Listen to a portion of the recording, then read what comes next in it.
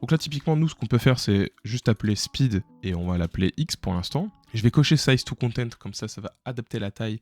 Si vous voulez pas que ça adapte la taille, parce que ça risque de bouger un peu le texte, je vous recommande de faire un truc un tout petit peu plus grand. On n'oublie pas de remettre la position à 0, 0. Et on va jouer avec les alignements pour avoir un truc qui nous correspond un tout petit peu plus. Ok, parfait. Maintenant, j'ai très envie de changer x. Et faire en sorte que x, ce soit la valeur de déplacement. Et que x soit, entre guillemets, la valeur de la vélocité de mon personnage.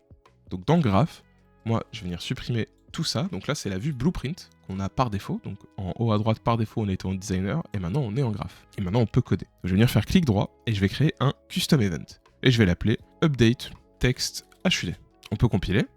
Et donc là, moi, ce texte qu'on a créé, je vais venir le renommer. Vous voyez, par défaut, il s'appelle textBlock_0. Je vais venir l'appeler textSpeed. Et je vais venir cocher isVariable. Et donc là, il est censé apparaître dans mon graphe. Et donc je vais pouvoir le récupérer, faire un getter et appeler la fonction setText avec entre parenthèses texte. Donc ça va venir mettre à jour le texte qu'on essaye, entre guillemets, d'écrire.